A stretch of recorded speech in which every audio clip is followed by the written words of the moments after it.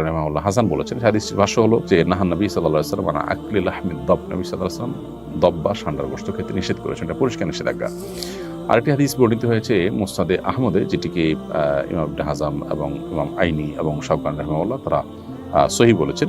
হাদিসটিতে নবী করিম সাল্লাল্লাহু আলাইহি সাল্লামের উপস্থিতিতে সাহাবায়ে কেরাম কোনো একটা জায়গায় গিয়ে সেখানে প্রচুর পরিমাণ দব দেখতে পেলেন। সেই দবগুলো তারা ধরে রান্না করেছেন। এরপর নবী করিম সাল্লাল্লাহু আলাইহি সাল্লাম বনী ইসরাঈলের একটি প্রাণী বিশেষ, যেটা আকৃতিকে বিকৃত করে দেওয়া হয়েছে শাস্তিস্বরূপ, সেটা হওয়ার আশঙ্কা নবী সাল্লাল্লাহু আলাইহি সাল্লাম করে সেটি ফেলে দিতে বললেন। সাহাবায়ে কেরাম সেটি ফেলে দিয়েছেন, পরে তারা খাননি। আরেকটি হাদিস বর্ণিত হয়েছে আব্দুল্লাহ ইবনে আব্বাস রাদিয়াল্লাহু তাআলা আনহু থেকে, সেটি সহিহ মুসলিমে বর্ণিত হয়েছে এবং সেখানেও দেখা যায় যে নবী করিম সাল্লাল্লাহু আলাইহি সাল্লামের সামনে সাহাবায়ে কেরাম খাবার খাচ্ছিলেন এবং সেখানে বিভিন্ন আইটেম ছিল, দব ছিল, তো ওনারা খেয়েছেন, নবী সাল্লাল্লাহু আলাইহি সাল্লাম সেটি খাননি, পরিহার করেছেন।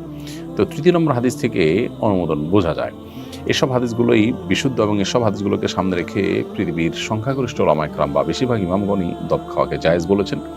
আর হানাফি মাযহাবের ওলামায়ে কেরাম এটিকে মাকরুহ বলেছেন, অপছন্দনীয় বলেছেন। মাকরুহ বলার ক্ষেত্রে আবার অনেক ওলামায়ে কেরাম মাকরুহ তাহরিমি বলেছেন, কেউ তানজিহ বলেছেন হানাফি ওলামাদের মধ্য থেকে। তো বেশিরভাগ ওলামায়ে কেরাম এটি খাওয়াকে জায়েজ বলেছেন। কারোর রুচিতে নাবাদ তিনি না খেলেন, সেটা সম্পূর্ণ ভিন্ন বিষয়। জেহাদউদ্দিন আপনি লিখেছেন, বর্তমান সমাজের অনেক পরিবারে শাশুড়ি ও বউয়ের মাঝে কলহ লেগে থাকে, এ ধরনের সমস্যার সমাধানের উপায়টা কি?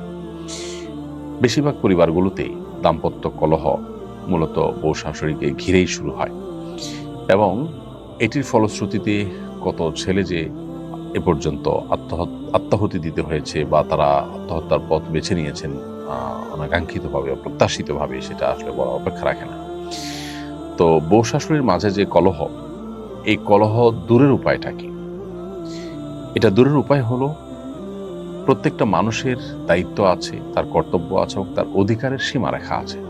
এটার জানাশোনা বাড়াতে হবে, এটার আলাপচারিতা বাড়াতে হবে, সচেতনতা সৃষ্টি করতে হবে।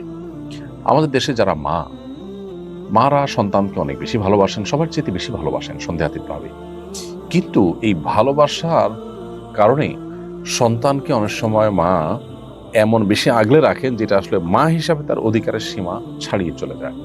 যেমন বিয়ের পর ছেলে তার স্ত্রীকে নিয়ে সংসার যখন করা শুরু করে, অনেক মা চান যে প্রত্যেকটা বিষয়ে তার সাথে কথা বলা হবে, তিনি সবকিছু শুনবেন, বলবেন।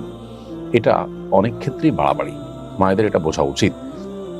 সন্তান যখন বড় হয় তখন তার নিজস্ব মতামত সৃষ্টি হয়। যখন তিনি বিয়ে করেন তখন তার সাথে তার স্ত্রীর মতামতে সে যুক্ত হয়। এখানে মা অবশ্যই তাকে গাইড করবেন, তাকে পরামর্শ দিবেন, মতামত দিবেন। মায়ের অবশ্যই চাওয়া থাকতে পারে, কিন্তু সেটার একটা সীমা রেখা থাকতে হবে।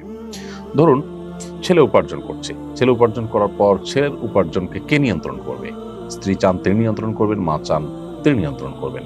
আর শরিয়ত চায় যিনি উপার্জন করছেন তিনি তার উপার্জনকে নিয়ন্ত্রণ করবেন। সন্দেহাতীতভাবে মায়ের প্রতি রেসপেক্ট থাকবে, মায়ের পরামর্শকে সর্বোচ্চ আমল নেওয়ার চেষ্টা করবেন, আর স্ত্রীর যা পাওনা প্রাপ্য আছে সেগুলো দিবেন এবং তিনি কোনো যৌক্তিক পরামর্শ দৃষ্টিকে আমল নেওয়ার চেষ্টা করবেন। কিন্তু দিন শেষে সিদ্ধান্ত নেওয়ার ক্ষমতা ইসলাম দিয়েছে যিনি উপার্জন করছেন তাকে।